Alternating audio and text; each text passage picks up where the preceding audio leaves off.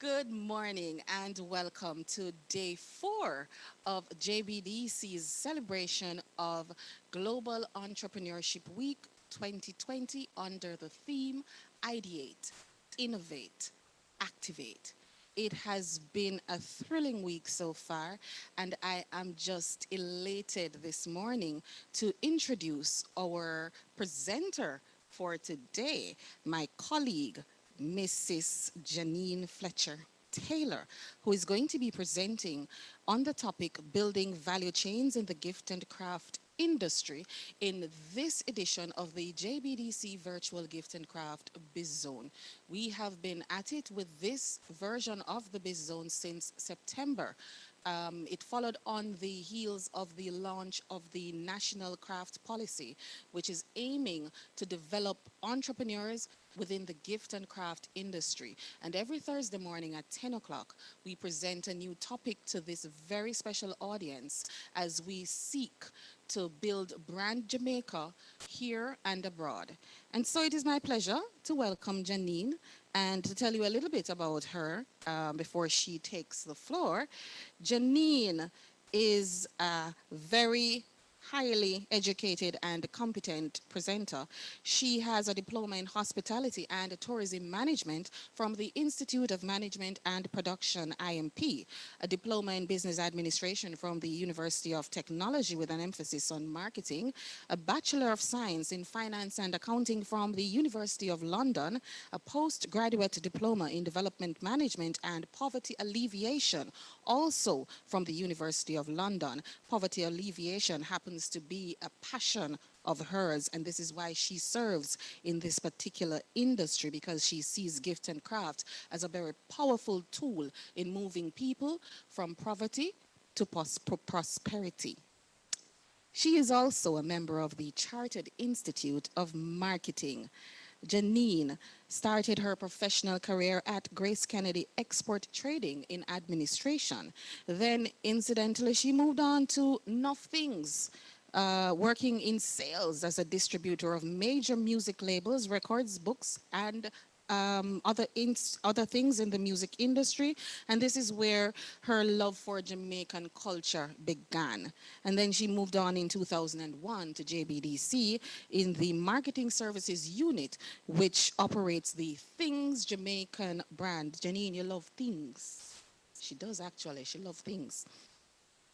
She started in 2001 as a marketing assistant, but today she is manager of the marketing services unit at JBDC with more than 20 years experience in the gift and craft industry. She has a strong passion for the development of local artisans for whom her team aims to secure market access primarily through the Things Jamaican brand and its subsidiaries. Now you can find Things Jamaican at the historic Devon House in Kingston, at the JBDC's corporate office at 14 Camp Road, and the Norman Manley International Airport. But importantly, earlier this year, the division revamped its e-commerce site and launched an entirely new e-commerce site just in time for COVID-19. The thingsjamaicanshopping.com is where you go to find some of the best items in local gift and craft, authentically made here in Jamaica using only authentic Jamaican materials.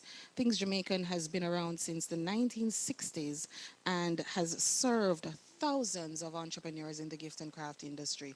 The lady who is perhaps one of the most passionate people about this industry is going to present this morning on building value chains in the gift and craft industry. Welcome, Janine Fletcher-Taylor, no stranger to the gift and craft biz zone. And good morning, everyone. It's a pleasure for me to be here today and to share this information with everyone. And I'm looking forward to an interactive session. At the end of the presentation, we invite question and answers. So let's get into it. What are we going to be talking about today? We're going to be talking about the typical craft industry value chain. And why value chain? The song says organize and centralize, because in organizing and teaming up and knowing what the different players are in the industry, then you can understand what it's going to require from you as a business to organize and to even get to the point of export. And so the concept of value chains is important because it, as the name suggests, chains, and everything it says is as weak as its weakest chain. So if there is even one component in the value chain that is not functioning effectively, then the industry overall will be affected. We will be looking at the key roles along the value chain and how value is added, how value is created along the value chain. And then we'll try to look at some examples. Unfortunately, we don't really have a robust example in the gift and craft industry right now for value chains, but we do have other sectors that have established very effective value chains. I'm thinking immediately of Best Dress and Grace Kennedy. These are companies that have been able to become anchor firms that have contributed significantly to organizing agro-processing and manufacturing. So let's go.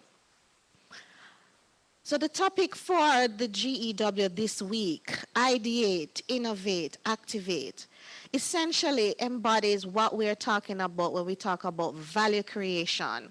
At each step of the value chain, what we're saying is that you must add value at every single step of the value chain. The supply chain is really just the logistics, moving from creator, producer, retailer to the consumer. But then when we are talking about value chains now, we're saying that we need to now add value at every single step. Why is that important? Well, if the value at the end of the day that is getting to the consumer is at the highest possible value, then it means that everyone along that value chain is now able to generate higher levels of earning. If you're just going to look at the basic output, then you're really going to just yield the basic value from it. So if I'm going to use an example, let's talk about banana. So we have the farmer who is planting and reaping the bananas. Then he's packaging it and sending it off to maybe a shipper, wholesaler, retailer, and it gets to the consumer as either ripe banana or green banana. Very little value is added along that process. When we're talking about value chains, however, we're talking about looking at that banana, looking at the bark, looking at the leaf, looking at every single thing that has the potential to be converted to some value. Taking that banana and looking at banana porridge, packaged, banana chips, banana bread. So now we see now the extension of the value coming from the single crop. And then we talk about moving it into the retail environment, where we're now talking about packaging, marketing, adding value every step of the way. So now when it gets to the consumer, we're not just having green and ripe banana. So it's in a layman's term, that is really what we're talking about when we talk about value chains. And why is that important for the gift and craft industry? So value creation from concept to market requires structure and a systematic application of value to each idea as it flows from ideation to consumption. So as it moves from the raw material straight to the final product, each person along that value chain must now be considering how they are going to add value to what they have received. The farmer gives it to the processor then looks at innovating on the raw material to create other byproducts, and that is what we now call value-added products. So it is important for us within the gift and craft industry to know who the players are in the typical craft value chain. There are different definitions, so we'll now look at the definition. The value chain describes a chain of key activities generating value to a product or service, and I'm wanting to make sure that I point out that within the value chain, there's always a component of service providers and not just producers as it moves through the supply chain. What is the goal of the value chain? It is maximizing value while minimizing costs. So there are some aspects of the value chain that are concerned with minimizing cost. And that is the area specifically when we talk about production and production efficiencies, technology, the use of equipment. In those areas, those are the areas that you look to minimize cost.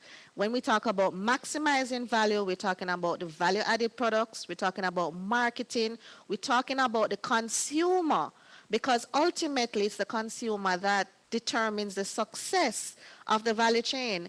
Once the consumer identifies that they are getting this extreme value, not the price, it must extend beyond what they are paying. The valued perceived value to them must be something that is in connection with what they're paying for the item. And so when you start to look at the features and the things that have been added, it is at that point that you're maximizing value, because the consumer is going to be willing to pay just about anything for it because it is having a return to them. Connecting all the dots from idea to market with maximum returns for the players in the chain. And earlier I pointed out that if the value chain is successful and is coming out at a high value, then every single component of that value chain, every single service provider, even the farmer, is now able to demand high value for their output. So if there's a high demand for banana chips, for example, and consumers are willing to pay significant amounts of money for banana chips, then it means that at the base level of the raw material, the farmer can also look to charging high value for their bananas, because it's now making banana a valuable input to the value chain. And so that is why the concept of the value chain is so important for us in Jamaica.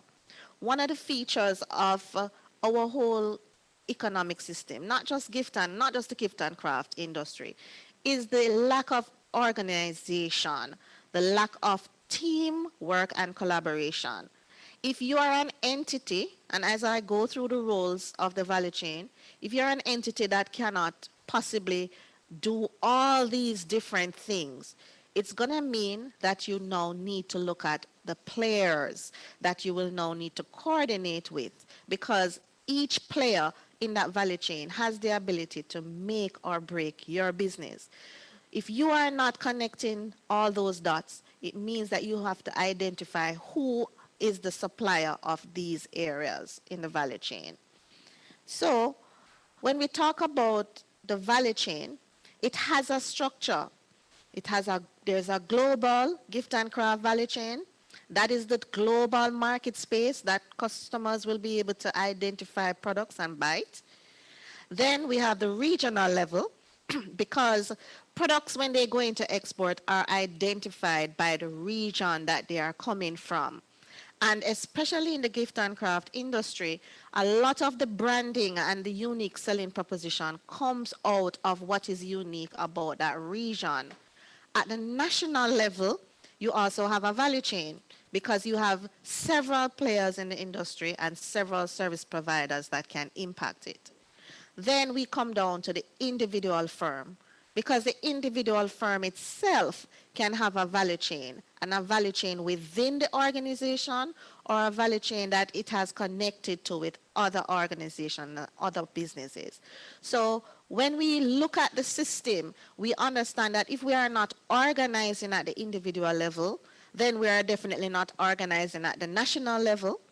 Then at the regional level, we are not competitive, and that's one of the stats that came in when we looked at research that comes in from the European market. A lot of those buyers would have been interviewed in their research, and they really indicated that they did not know what the region had to offer in terms of gift and craft. Why is that? Is it because we are not collaborating and engaging the European market as a region?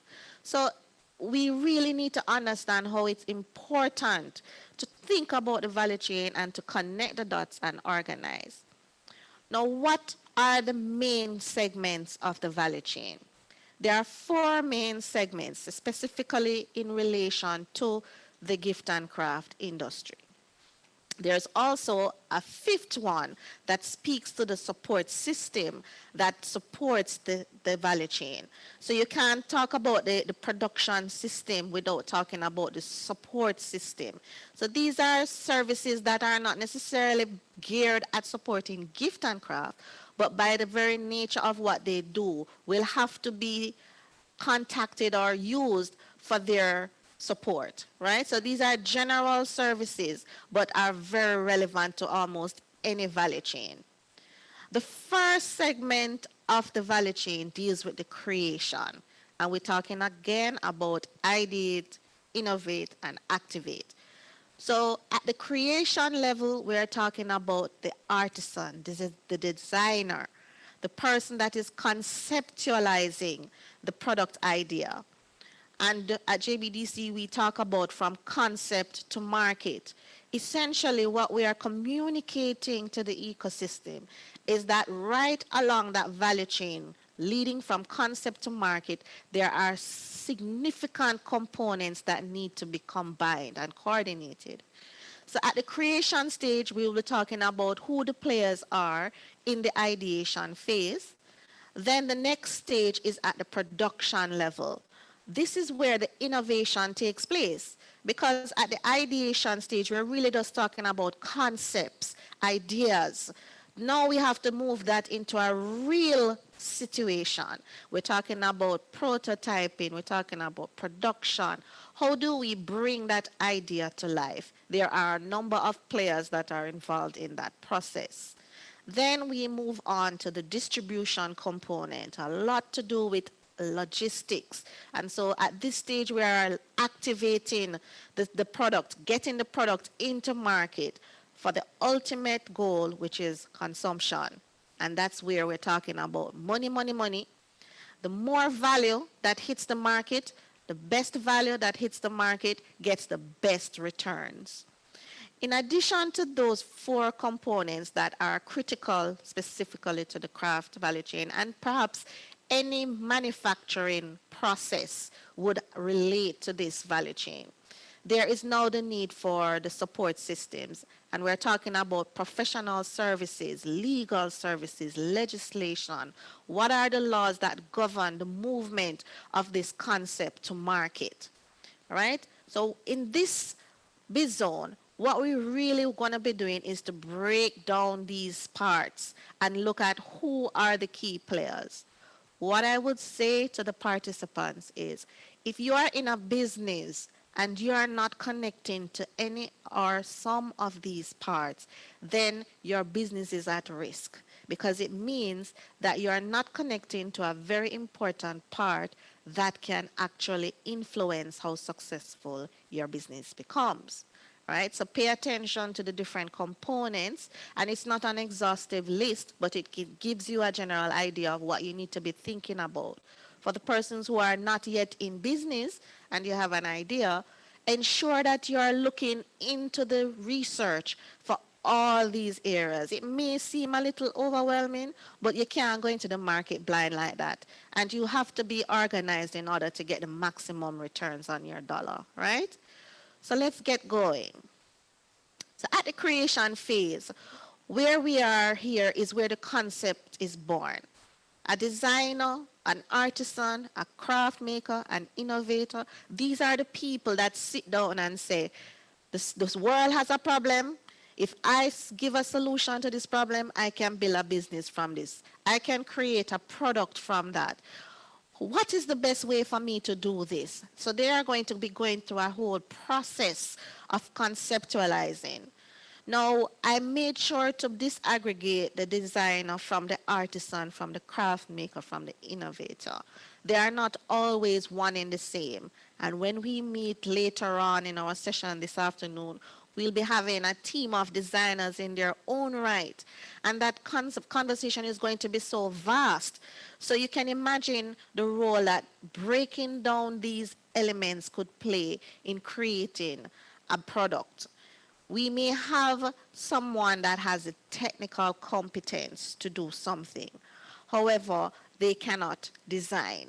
We may have a designer who can conceptualize but cannot bring the product to life. So it means that when you evaluate your own business, you need to ask yourself, which one of these roles are you playing? And do you have access to the other components?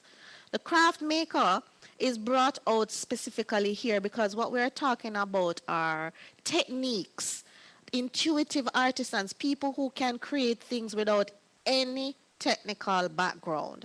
That is what you call the gifted ones. When we talk about the innovators, we are really looking at how persons transform traditional products into new products, typically using some form of technology or some form of element that makes it so unique that it doesn't exist in the market at all. So we need to decide as a business going into this value chain and seeking to build value chains, how we are going to ensure that we have all these different elements. If we don't have the elements, is it possible that it's going to pose a risk to your business? In our previous sessions, we talked about the element of design and how important that was to move the gift and craft industry into the contemporary space. We do have artisans.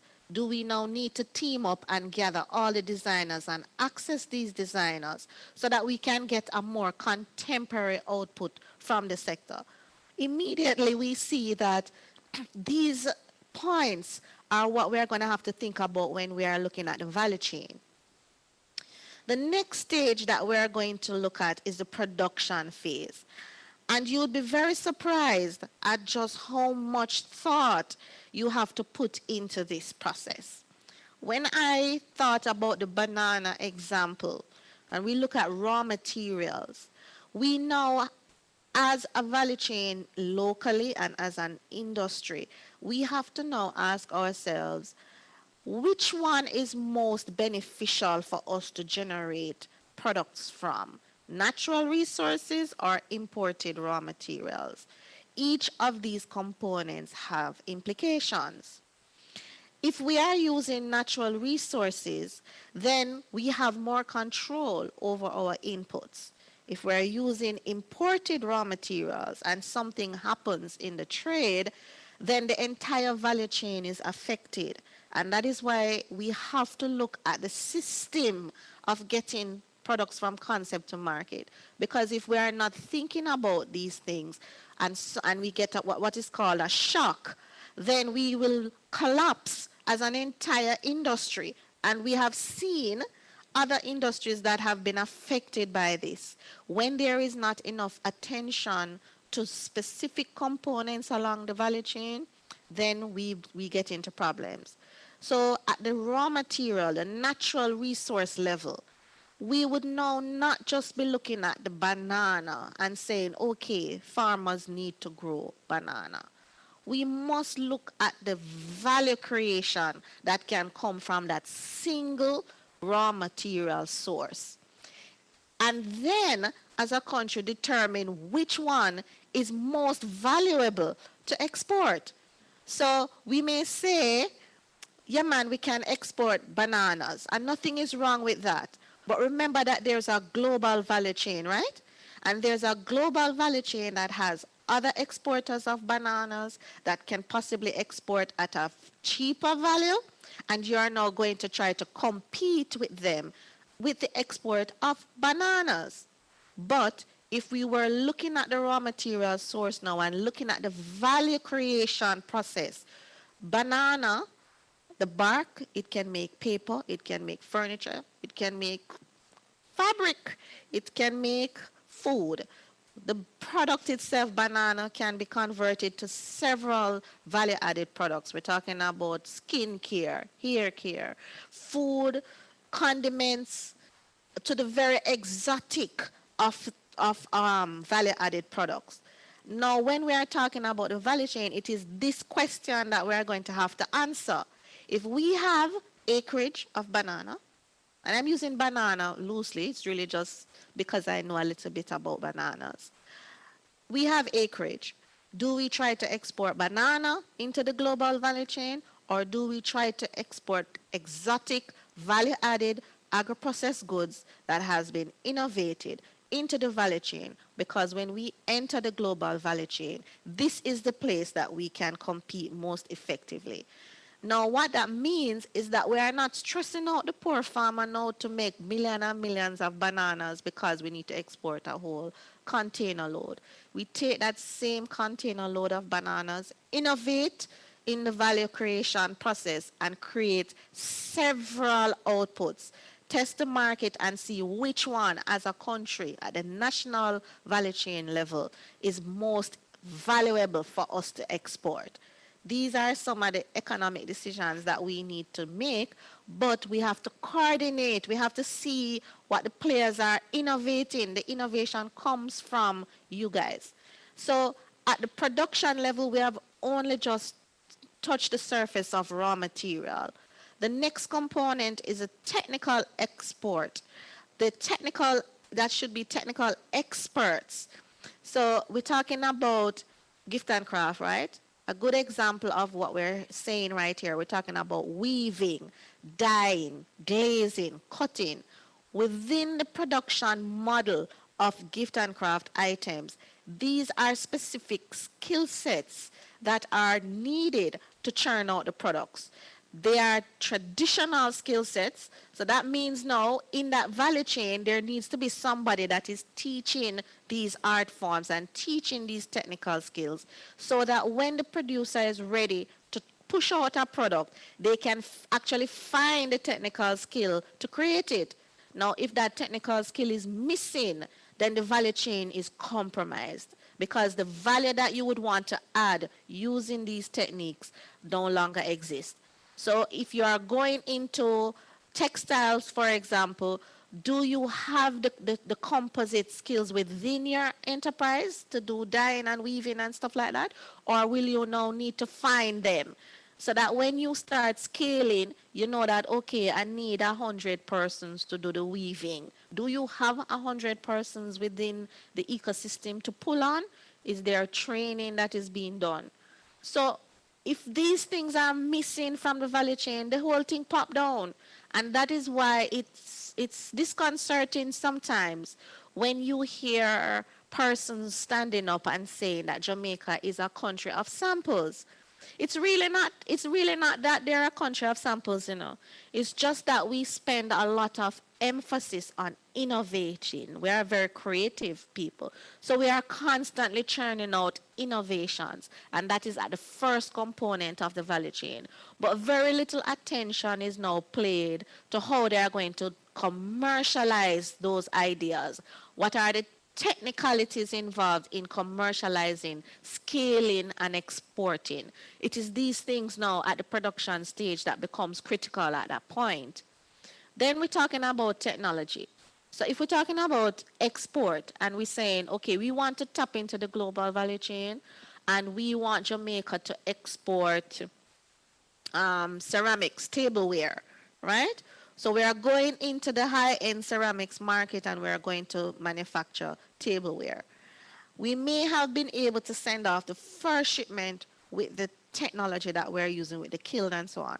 But is that the most effective technology solution that is being used in the global value chain, because you are going to be competing in the global value chain? So if your local value chain is using a technique or technology that is archaic, when it gets into the global space, you won't be able to compete. So you can't just look at your business. You may be able to do the manufacturing at your business level. Then now you try to export, you come up on a lot of bottlenecks. The reason for that is at the business level, at the local level, at the regional level, at the global level, they all play a part in how well you enter into the global space. You're going to be competing. So that means now you have to look at the technology that is being used in other countries that are going into that global value chain, because it's the one pot. So you can't just be looking at how creative your design is, how innovative the product is. You have to look at what technology is being used to manufacture it. And even if you don't start using that technology, you know that over time as you scale, you're going to need this type of equipment to move. This next component, employees. It's often something that is not discussed when talking about value chain. But the team, the composite value of the team, if you have a pool of employees that are innovative in their own right, they have composite skills that complements all of these components in the value chain, then you have a wealth of value in your organization itself. So ensure that when you are looking at your organization and looking at your employees, you're not just looking at the person that you hire, you pay them to do this job. That's not what you are. You're hiring what is called human capital. And human capital has a value. And every time somebody learns something new, whether it is from formal education or just merely experience traveling, once one of those employees is expanding their knowledge base and expanding their skill sets, then the value of the organization itself goes up. And so as a company, you need to be looking at your employees and look at the value that each of them play in that value chain. Then we talk about the management and business skills. And this does not necessarily mean within the organization. There are some business skills that can be outsourced from the service component of the value chain. So you may not have an accountant in your organization, but you need to know where accounting firms are. Who would have thought that if we're talking about the gift and craft value chain, I'm going to be talking to you about lawyers and accountants. Of course, I have to talk to you about lawyers. When you start going into contracts and so on, who is going to help you to prepare those contracts? So a good lawyer on hand is important to your individual firm value chain. They create value. Once you have a good contract, your value has gone up because you now would have reduced risk. And remember, we spoke about the value chain seeking to maximize returns and reduce cost. Risk is a cost, is a potential cost.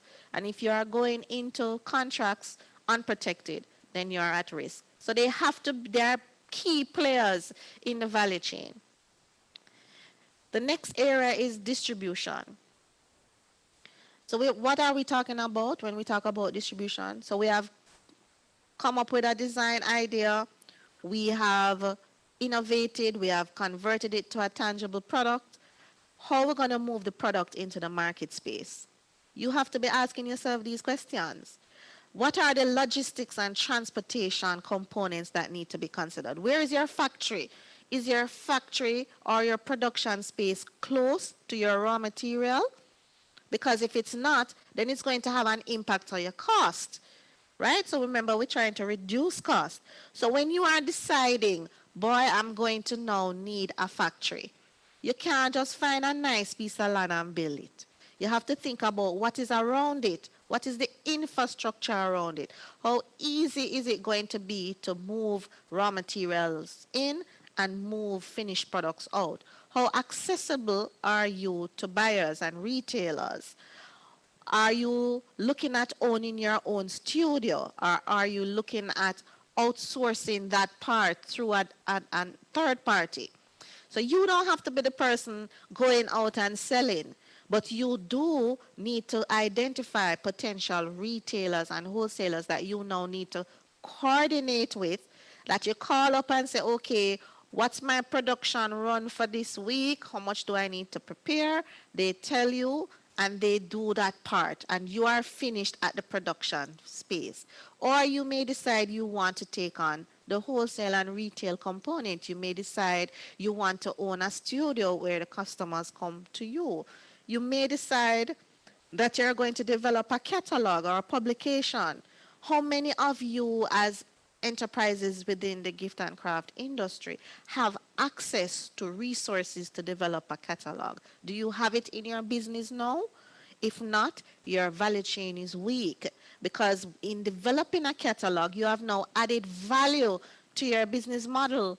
You have created content that can be distributed in a easy way now with digital platforms, and it can reach a wide cross section of persons. So you need to understand what do you want to do in that value chain, and then identify the components that you need to have.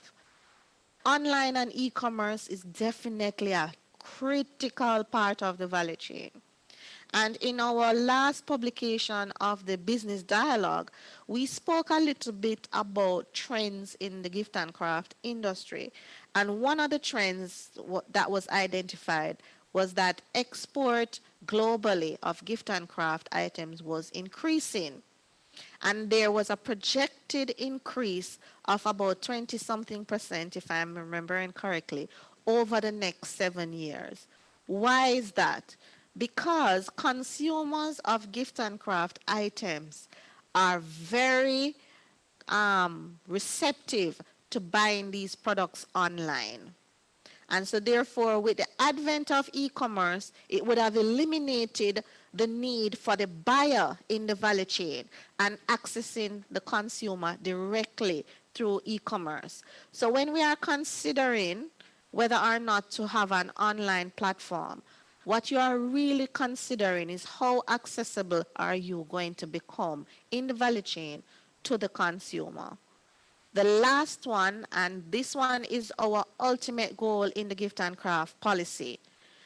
Our ultimate goal is that we want the Jamaican craft industry involved in a robust export strategy.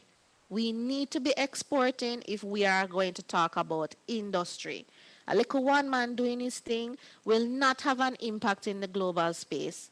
We need to get to the place where Brand Jamaica is such a dominant brand in the gift and craft industry globally. And the only way to do that is to have export, a good export strategy, and be going into the market in such a way that the brand is strong and the individual brands that are beneath it is strong. So again, look along the chain. Do you have these components? Are you attached to these components? Are you adding value at each of these components? So when we talk about, earlier we talked about the catalog and the e-commerce, it's a significant value that you have added to your product line, because you have now created a channel that is unique to get to your customers. Now that is going to increase the potential revenue, and by doing so, you would have increased the potential value of what you are making, right? And the last section of the value chain is when it gets into the individual's hand. We're talking about the consumer. How many of us would have, so we have a production facility, we are making products, and we are selling to some gift shops, and we stop there. Our knowledge of the market stops at the gift shop that is purchasing the products from us. We don't connect to the actual consumer who is buying from that gift shop. Our research material needs to come from that consumer, because if that consumer is not identifying value, they are not going to buy from the retailer, and the retailer is not going to buy from you. And so we get back into the whole idea of the chain reaction. Every dot is connected, and you cannot ignore any part along this value chain. When we talk about adding value at the consumption level, what we're talking about now is what you now give to the consumer in addition to the product. So you might say, okay, if you buy this tea ceramic tea pot set, we will give you unique recipes on how to use this pot set. That's an additional value, because what they're really buying is a teapot set. But now you're going to teach them how to use the product in a fulsome way. That is how you add value. You have to be adding value at every single step of the way. When the technology companies do it, and they have a very serious value chain. Look at the tech companies and look at how they structure their industry, and then you will see the real engine of a value chain. Very few of those designer brands like Samsung and um, Apple and all of those guys, very few of they're not manufacturing. They are conceptualizing, but they have a value chain. Along the value chain, they would have outsourced a significant portion of those elements. And then at the consumption level, they come back in now and they add what is called updates. And so updates in the technology world is a consumption value. So if you think about gift and craft, what value are you adding at the consumption level, at the consumer level, that's going to make them get attached and want to come back? All right? So we have talked about the standard rules, those 4 rules. But then there are some other components in the value chain as a whole that needs to be there, that needs to be accessed for the value chain to improve continuously. We're talking about teaching institutions, adding the value of skills. So we're talking about heart, we're talking about Edna Manley, we're talking about even community groups that organize training sessions with craft producers to teach them new techniques. Imagine that if you are adding the value of teaching new skills and new techniques, you are also now adding the opportunity to innovate with these new techniques. If you are innovating, you are creating new products. If you are creating new products, then you are adding a value of excitement in the industry, and you are looking at ensuring that you are constantly doing product development. So we cannot be in the gift and craft industry and not look at our institutions, because firstly those institutions would have to be constantly learning what is new and happening in the global sphere, and then come back and teach so that persons can get these added skills. The other support service that we're talking about, PR, marketing, advertising, these are not if you feel like skills that you need to access. Once you are looking at expanding the business, you are going to need a marketing support, a marketing firm, or last week there was a suggestion that the associations team together and contract a marketing firm to promote their different chapters. It's important because that's the way people get to know you. How you package that campaign is going to determine the value that you come out at. How you develop your public relations, your messaging. What are you saying about the Jamaican gift and craft industry? What do you want to say to the world about it such that they would want to buy in? Another service that oftentimes is not, we don't pay attention to it until we have a crisis, is within the area of insurance. What am I talking about? How insurance come into the gift and craft industry?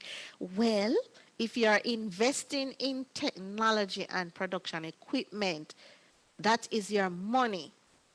When you add insurance to that, you can now look at mitigating risk. We're talking about packaging solution. And last week again, we spoke that a lot of products coming out of the gift and craft industry in Jamaica right now does not have a secondary package. It's not in a box. It doesn't have a label. It doesn't have even a swing tag in some instances to create identity, branding. Packaging is important, even the concept of packaging. So we're not talking just about the physical thing called packaging, but how you package the thing, how you sell it, what's the message, shipping, logistics, how you move the items in from your raw material. If you are going to project to make 1,000 pieces, how easy or simple is it for you to access your raw materials? So your shipping companies, your persons bringing down the containers and sending off break bulk shipping and so on. These are persons you want to get to know. exchange your business cards. You might not be ready for them yet, but when you start exporting, you are definitely going to need a shipper who is going to have to help you with the export documents and so on to ensure that when your goods leave here and touch the ports in the UK or US, it's not bounced and sent back here because you as an entrepreneur are not au fait with the different shipping regulations. There are some products within the craft industry that are high triggers. So, for example, we know that wood, you can't just send off a wooden item overseas. It has to go through what is called a phytosanitary process. And when it goes overseas and it comes at the border control, they're going to ask for that phytosanitary certificate. And if it's absent, they are going to dump your shipment. These are things that your shippers should know, right? So if you are looking and you're sitting down and you say, boy, I want to export to America, I want to export to the UK, then you need to find a shipper. Even if you're not ready, you need to understand what is it going to entail to move your goods from one place to another.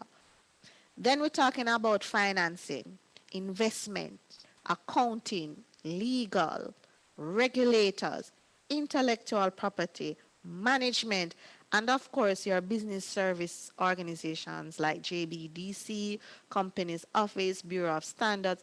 All of these organizations are in the value chain because they have the ability to shut you down. They can shut you down. So if you don't even know who they are, then how are you going to be able to understand what role they play in moving your product from concept to market? And I've added associations because in some of the best practices in other established value chains, these were two ideas that were noted as significantly impacting the value chain in those countries. And that is, there was a directory of associations and producers. So the gift and craft value chain, once it is established, needs to now move that to have a directory. And there was a national body that represented the value chain. So that's it for the support services. Now, I had indicated that we were going to have examples, but I could not find a very robust local example. When the information was looked at, we looked at what was coming out of Caribbean export. And this information is coming from a study that was done of the regional value chain. So if the region is doing a study, we need to know what are some of the key things that the market is saying. The European stakeholders in the trade lacked awareness of the Caribbean region's art and craft sector.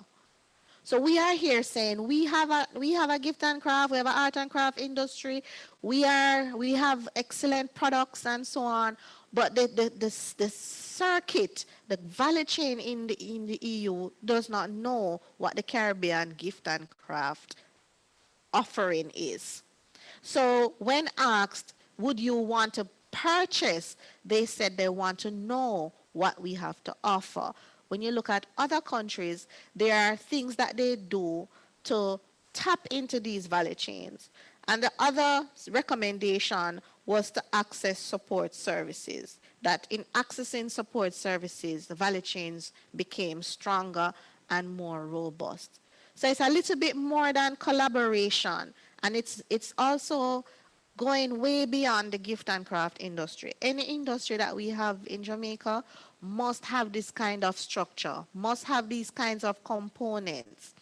Um, there's one example that I would want to share when we talk about what a value chain looks like. In the tourism related handicraft value chain, what we have is a system of tourist arrivals, right? And those tourist arrivals, they are divided into markets. They may be going to the all-inclusive. They may be going to bed and breakfast, and so on. But all of them have one unique characteristic. They all come through our ports of entry. So our ports of entry represent key market points in the value chain. How is that aspect of the value chain entreating the tourism arrival numbers to purchase local gift and craft? It means, therefore, that every single port of entry would have to have something valuable on offer for them to purchase. Outside of the ports of entry, we also have what is called the craft markets and the traders within that craft market. So we are saying that in order to add value at that segment of the value chain, the craft markets themselves need to have added value to the products that they're selling. So yes, they get the products and they're going to be selling, but now you need to add some value at that specific part of the value chain, which is the experience. And we would now be looking at what the policy speaks to as experience villages. Because what you're offering is not just a product, but you're offering a unique experience to the visitors that you are entreating to come to that specific component of the value chain. Then we have what is called the outlets. So the retail outlets are either based in the hotels, or they are based in what we call the belts, where the tourists will go out and walk along the strip, and those now would be the locations that retailers would seek to go to in the value chain. But you can't just open a shop, so the entire strip has to have a value that it's offering as a form of entertainment to even get them to come there. So when we are talking about the value chain, we're saying that every single person along the value chain must be adding some value to whatever they got. So if I am the producer and I got the raw material from the farmer, I'm adding value to the raw material and converting it and sending it to the retailer. The retailer then adds value through the form of experience or some kind of selling strategy, marketing strategy, adds value to that, and the consumer is purchasing value at that level and every single place along that. So who are the players in the tourism related value chain? We're talking about even the tour operators. And we know that if the tour operators are transporting the tourists from one location to the other, they have to be included in the value chain because they have logistic control over the movement of the consumption. So how are we going to involve the tour operators in that process to get it working? And there are other elements such as the equipment supplier, the accessory supplier. One of the things that came up in the production aspect of the value chain when we look at developing countries is that developing countries rarely make the technological solution that is used in production, right? In most instances, these types of equipment are produced in first world countries because they have the capacity to do so. But at the local level, what we need to now focus on is the service component, the persons, the electricians, the engineers, and so on, that are going to be trained to service the equipment. So up to the plumber, the electrician, everybody is involved in the craft industry. And the craft industry is involved in other value chains. So when we look at the home decor market, when we look at Quartz, Quartz has a value chain. It is purchasing products to put in their stores for consumers to come and shop. And the type of products that are in there have to do with home and home decor. How can you tap into the home decor market from the gift and craft industry and move it from a souvenir type product to some of the products that we have here on display? All these products, maybe except for the chair, and maybe somebody needs to make some chairs, they are all products manufactured here locally, including the marketing tool, the display solution. So everybody is considered a part of this value chain. If we are not connecting those dots, then we are singular in thinking. And at some point in time, when we start to go out into the marketplace, we will then be able to see, boy, I am not really thinking about this thing in its totality. So we have the tourism value chain, that is just one. We have the home decor market, that is another value chain that we can tap into. But you have to be organized and you have to understand how the system works to get in there. For the craft industry, there is even what we call an entire value chain map for service providers. And what are some of these areas? The service providers come under concept and design, which is the first. So they're interactive components, right? Under concept and design, we have training, we have research center. Of course, we have to have research. Of course, we have to have research centers because the concepts that you are developing must be based on market data. It must be based on market data. Not all the time, but if you are now going to move that concept into market, you must be able to understand what's happening. We're talking about museums as part of the conception and design component, libraries, market spaces, and maker communities. For communication and promotions, we're talking about events. So when we have trade fairs and the organizers of trade fairs, these persons are a part of the value chain. Exhibitions, cultural institutions, publishing houses, all these people are a part of the value chain. And I will stop there and invite persons with questions, but I hope that I would have given some insight into the systematic approach to organizing the industry and what we mean when we say building a value chain. Thank you. Thank you, Janine, for another enlightening presentation on the gift and craft industry. Remember to post your questions in the chat so that we may hear from you. In the meantime, I have a couple of questions for Janine. Um, the National Craft Policy, for example, one section of it speaks to strengthening and expanding the craft value chain. And in that section, it speaks to two types of artisans. The one with the traditional skill sets, the master craftsman, and the emerging one who is more highly educated and creative and so on. That person is likely to be more widely recognized regionally and internationally because of their exposure via the education system. But the master craftsman is the one that may still be struggling along the value chain, depending on accommodation. For example, the tour bus operator, they're depending on the craft village, people coming into one of those craft villages. Right now, that's an issue with COVID-19.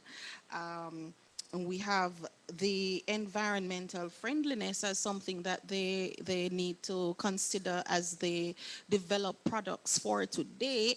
And there is also tapping into the corporate gift market and so on, which you have mentioned on several occasions that the Christmas in July trade show, for example, is attracting a lot of the second group that I mentioned earlier, the young, highly educated types that are coming into the industry and giving stiff competition to the traditional ones who may be struggling. What do you find are some of the barriers to that traditional artisan entering the value chain and making use of it? Is it the mindset? What is it? Is it a resource? What is it? And how can we address that for that particular group? So we have there is the master crafts person, which can also be a skilled trained person, but in a skill that is very what you call traditional, very old in terms of how the approach is to making a product. But the technique that is embedded. It's actually a value. So if you can convert this traditional art form into the contemporary space, then you would have merged two very valuable components because the traditional component is where the branding resides. It's what makes it uniquely Jamaican. So you can't do away with it. So even though the contemporary persons are coming on board, what you would find is that you have consumers challenging the authenticity of it because it's so contemporary they can't connect it to what is Jamaican And they're sourcing the materials from all over the all over the place. place. So where the contemporary artisan comes in now, we spoke about skills training. So they would have the traditional skills, but they need to now look at other skills. And we would talk now about teaming those two persons together. The strengthening of the value chain comes now when we bring in the designer and the new contemporary artisans and bring in the traditional ones and they merge and create what is called a blended approach. When I think about Cecile Craft, in terms of how the daughters have transformed the traditional straw making. Cecile started with hats. That's where her strength and weaving. It's really the technique of weaving the straw that is the value. So what the daughters would have done now is they would have added design and product development elements to look at purses, handbags, and other fashion accessory items, and even now corporate gift items for iPad cases and so on, using the same weaving technique. So the traditional artisan has a particular technique that is very valuable, but perhaps the product development is the issue. So for the traditional persons, they would have learned these techniques over time, over and over, doing the same thing. And they would have learned it in relation to making a hat. But in terms of designing a product now like a handbag or iPad case may not be able to transition the product development. So they're either going to have to upgrade those skills in the value chain or they're going to have to team up with other players along the value chain. You mentioned team up. Are artisans likely to do that? I heard a younger artisan recently in another session saying she would like to team up with other artisans, but there is also a barrier there. What tell us about that particular barrier and what they need to do? Well, that is why we made sure we have the conversation about the value chain. Because if one part pop down, the entire thing pop down. And so therefore, what we are really saying is if you are going to take on the global space, you are going to have to team up. It's not an option.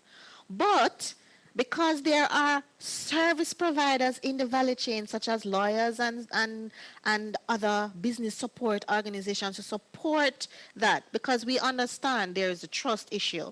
There is the issue of being exploited Somebody as gonna steal right my because design and there is a power dynamic, right? So the persons may not be business savvy. So who are the intermediaries in the value chain that you can bring in to support a more wholesome collaboration? You can't just go into it blindly. And that's why I would love for persons to have a universal snapshot of what the value chain looks like. Because everybody in that value chain must be adding a value, right? So if you are going to look at the reasons why they don't team up and we say, oh, it's intellectual property related and so on, then it means that you have to bring in a JIPO to explain to you what you need to do to protect yourself and so that you're not being exploited. We have seen that, we have seen where our artisans are approached by buyers and the buyers want a particular product solution. They have not drawn a design or anything, but they have seen something that the artisan does and say, can you make this, can you make a bag for this? And the artisan says, yes, I'm going to make a sample and give you. No, no, you don't go and make any sample. There's an arrangement that needs to be had. What is the contractual arrangement for me to make a prototype for you. A prototype is of extreme value because I am customizing a product for you. So therefore, I am now adding value to my own creation, based on your unique requirements as a consumer. I have added a value. I have brought your own design vision to life. What is the value of that? So therefore, you can't just go and just make. Then when they come 3 samples later, they're still not satisfied. And then they tell you you can't use it because it was their idea. All because you would not have thought about all the components that are required. If you know that as an enterprise you don't have that particular skill set, it means that you need to tap into the resources around you. Not all of them are at exorbitant cost. And you have a business service organization like JBDC that you can call and ask for information. Say, boy, there's a client that is seeking to order a prototype from me. What should I do? What are the steps that I can take? Maybe we may have what's the name of the street lawyers? Okay. Street law. Dr. Malcolm, Street Right, Law street Caribbean. law, where they have standard contractual agreements that you can just get the template and write up. These are resources that are available. You can't be in the value chain and don't have access to those things. Correct. Now, what are some of the opportunities in value chain for the gift and craft industry as we look at using techniques such as recycling and so on, being more environmentally friendly, social entrepreneurship, that kind of thing? Is it how big an opportunity are we looking at in It the is huge and it is exceptionally relevant to the region, which is why when we looked at the different levels of the value chain, there's a reason why there's a regional look. And as a region, we have not really established what our recycling value chain is because the artisan needs the material in a format that they can use. So in that value chain now, we need somebody that is converting the waste to a particular type of material that the artisan can take and then innovate, right? So there is a what do you call a solid waste value chain that must exist. I would pray to the Lord that as an island we have one because it poses significant risk to our climate and our environment. So it means that we need to be processing the solid waste. But then what we are lacking as third world countries that first world countries have is that conversion component. They have big factories that take this solid waste and convert it to paper, convert it to material. We have bamboo. They are like, I think the last count I got was like 2,000 formats that you can convert bamboo to. So when Jamaica says that they're going into bamboo, do we understand what we are saying, what the value of that value chain is, and again, which aspect of that value is most beneficial for us to focus on, such that when we do it, we can be competitive, because you're going to have countries like Japan and so on that can churn out the furniture. So therefore, maybe it's not the furniture component that we need to go after, So we have to look at in the value chain where you have that production component. That's where the innovation takes place. The ideation really establishes that the raw material can be used in some way, shape, or form, that they want to create this solution.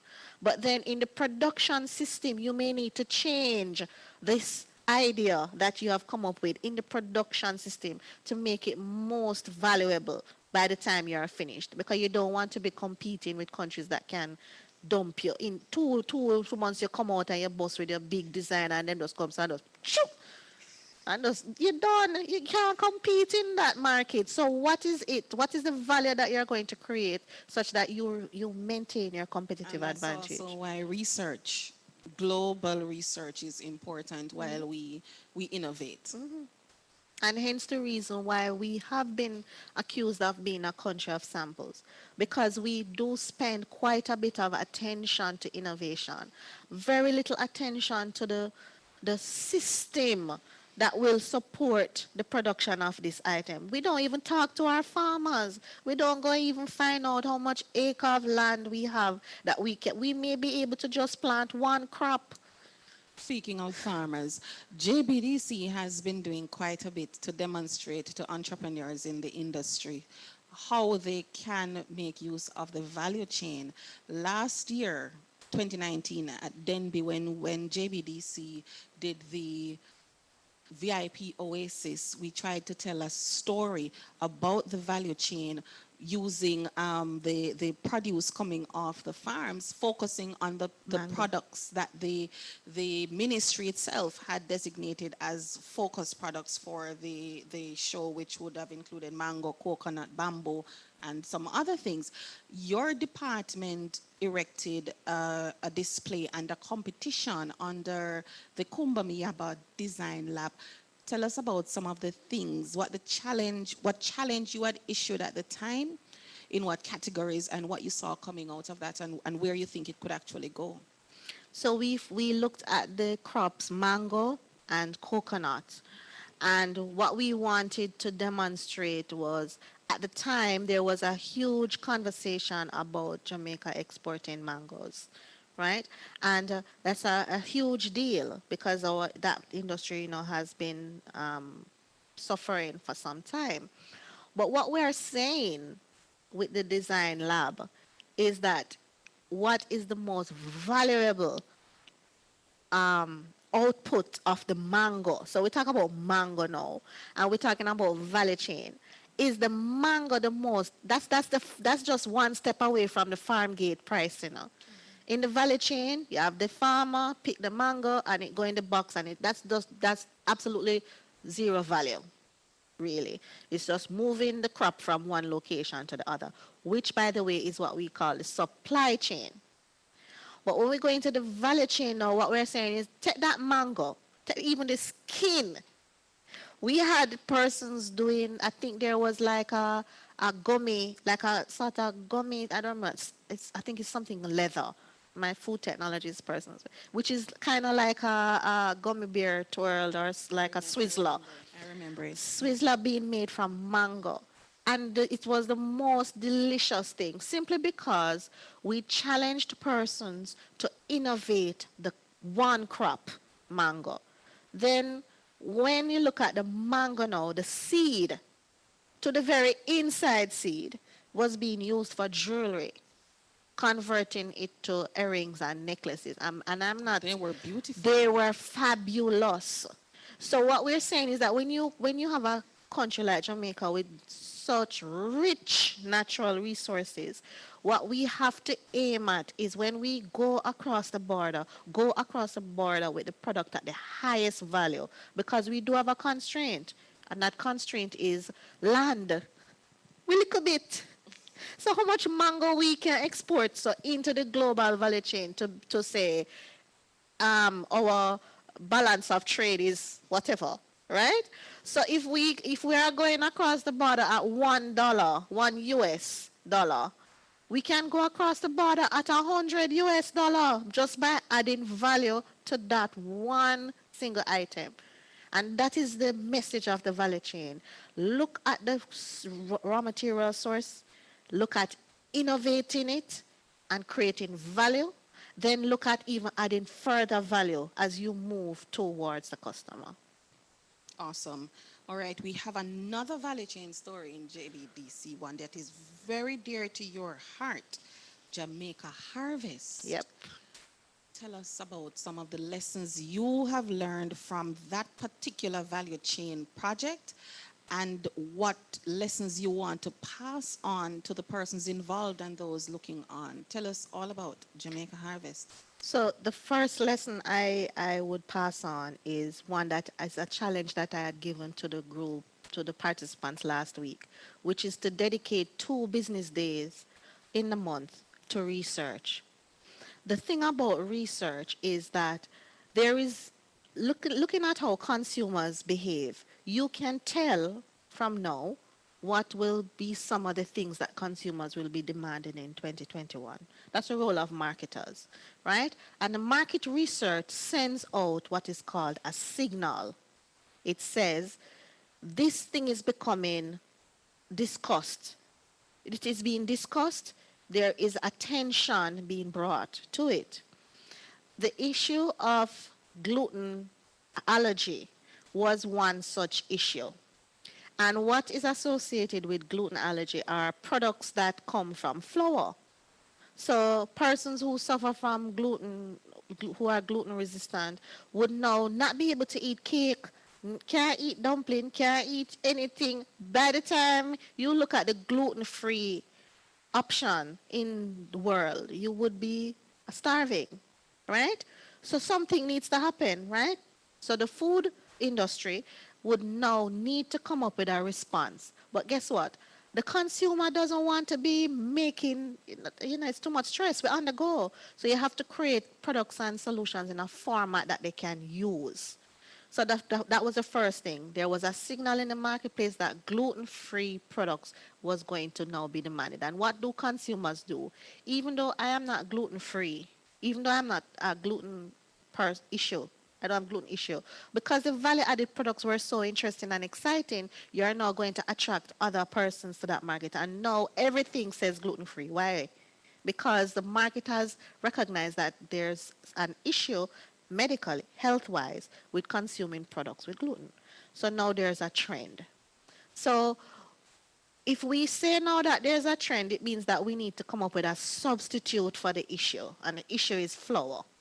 And what does flour do? What is flour used to do? And that's what we talk about a lot in our trainings at JBDC, identifying the problem. The problem. Okay. And then the solution now, the diversity of solution is where we go into the creative space. Because now we need to say, but plantain can make flour. Cassava can make flour. And almost a whole heap of crops can make flour, So what do we need to do now? We need to look at research and development. We need to have a scientist. So when the children are studying science at school, we now need to take them into the real world as to how they are going to convert these skills into something exciting. I'm sure if I was at school now and somebody told me that I could go into a lab with my science background and create food items, I would have paid more attention. Truly, I would have paid more attention, but no, they're telling me about atoms, and then they said doctor. So as far as I'm concerned, if I'm not going to be a doctor, where chemistry and physics going? But that's not the case, because in those fields, the science and research is where the production sphere comes in. So while I may have sat down and decided, I want to make some products from banana flour, but I can't convert the flour. So somebody needs to start converting the flour. The lessons learned was that although we have the natural resource and the capability to innovate and be placed in those exotic markets, we were not maximizing the value of our crops. So when we look at breadfruit, the first thing we found out was that there is absolutely no known orchard of breadfruit trees in Jamaica. Yet, every day we eat ackee and saltfish and breadfruit. Our national dish, something that complements our national dish. I don't know. I don't know if we have an orchard of ackee. Right? So if you don't have an orchard of ackee and you're innovating products from that raw material and the market say, yes, we want it, and you turn around and you say, all right, where the farm for the ackee? Nothing. That is why the value chain is important, because if the farmer is kept out, and if we go out there and say, well, farming is not a good career, really? It's not a good career if you have a very singular mind. But if you're thinking about the value chain and the potential of it, then all these persons need to be talking. And if we say we want Jamaica, brand Jamaica, brand Jamaica, yeah. But then how practically are we going to compete with brand Jamaica? Then we need to be encouraging our students in the labs from now to innovate and create value to regular everyday things that we are going around and stepping on and passing. So I would say that our biggest lessons learned is that we started with the raw material. We started looking at the crops that we were really exporting some of these crops, but in its natural form. We were thinking we need to be exporting these crops at a higher value. So we looked at Scotch bonnet pepper because the brand Jamaica now, can't talk about brand Jamaica, can't talk about jerk. What is most dominant in jerk? Scotch bonnet pepper. So you are telling the world that something is fancy about Scotch bonnet pepper, but you can't really export the pepper to them in a format that by the time it reaches them, they're not going to get it.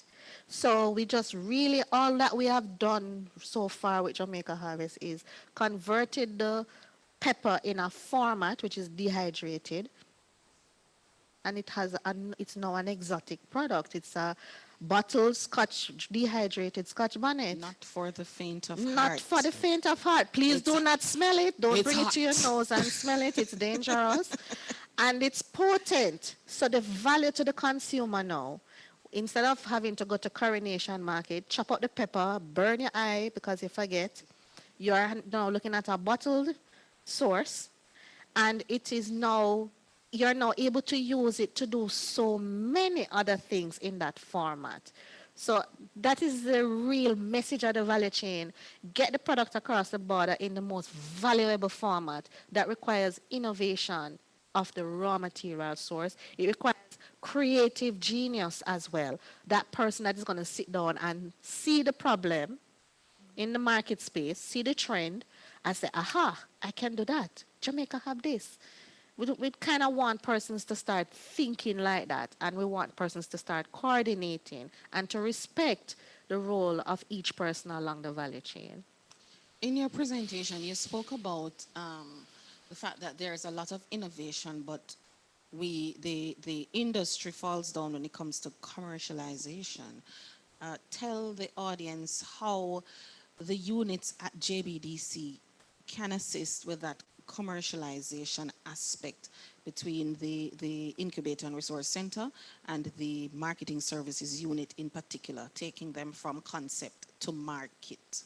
So what we have is that we have a team of engineers that these are industrial engineers, and essentially the the message comes from us, the marketer, says that yes, there's a demand for this product. However, this is the price that it's coming out at. So they are going to now look at minimizing cost in the production processes, looking at efficiency, looking at the tools that they're using, because even our very experienced manufacturers here locally will soon have to look at their methods of production. They are not the most efficient. So by the time these products, value added products, go into the market, they are being manufactured at a very high cost. So the technical, the engineers are there to now go in and look at their production processes, look at how much they want to scale, look at their supply chain, the access that they have to the different components, raw materials, packaging solutions. When I know we have this discussion in a lot of the marketing classes in universities about when you go into the supermarket and you look at Jamaican jams, for example, and there's this puzzled look. Why all the jam them in the one bottle? It's because it's the one bottle that we import that is at a cost, because we are importing this one bottle together. It's at a cost that makes the jam go on the shelf at a particular price. You can't escape that, right? So every single input you have to look at. And so that's what our incubator and the technical team, they are very skilled at doing that. And they will now assist you in going after production efficiency and maximizing your ability to scale, what we call scale. So that means moving quickly from, say, 100 units to 1,000 units. Even though you don't have an order for 1,000, you need to be able to identify which market you're going to go after, how much units you ultimately want to put out, and then create a production system that churns out that unit. That's what we call commercialization. So although we may have the artisanal approach the product development, when we have completed the product development and we have validated it in the market and the market say, yes, I want it quickly, you need to be thinking about scaling. And that means changing your production system to maintain that efficient price and be able to move from 10 to 1,000 units quickly. That is what we're talking about. So it starts with the market always. The market sends a signal, the market tells you something that suggests that there will be traction for a particular number of units. You don't want to be caught flat-footed, having tested, having gone out, and then you cannot deliver. Now, you can decide that you are only putting out a particular number of units. What that means is limited edition, something that, that means higher value because you catch it when you see it. But you have to market that and package it in such a way that the market understands that this is a limited edition kind of product. And when you see it on a shelf, you need to grab it. So you can choose to create a business model like that, but you need the other components of the value chain, like your marketers and your PR person, to make sure that the message goes out and the market understands what you're trying to do. Awesome. Thank you, Janine. And interestingly, this session is a perfect prelude to what comes later at 1 p.m. as we continue our celebration of Global Entrepreneurship Week under the theme Ideate, Innovate, Activate.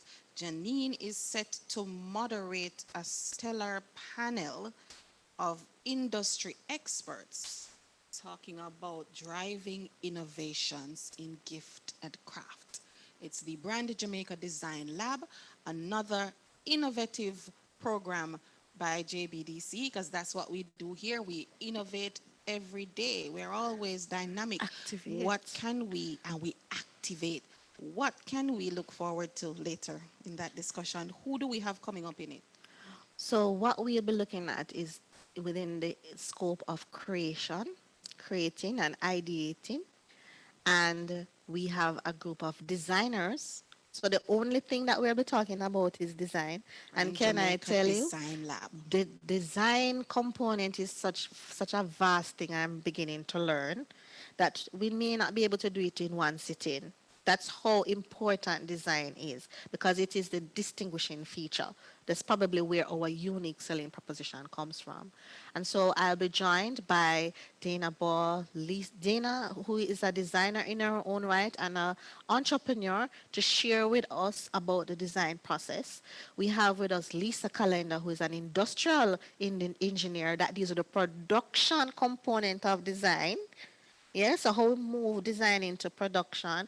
We have Miss Laura Jones, who is going to talk to us about the youth. So young people better log on because we have a number of designers exiting the colleges and the universities, not knowing what next to do. You are valuable. You are valuable to the innovation of Brand Jamaica. The innovation comes through your skill set. So how do we team up the youth coming out with production process to get the engine going?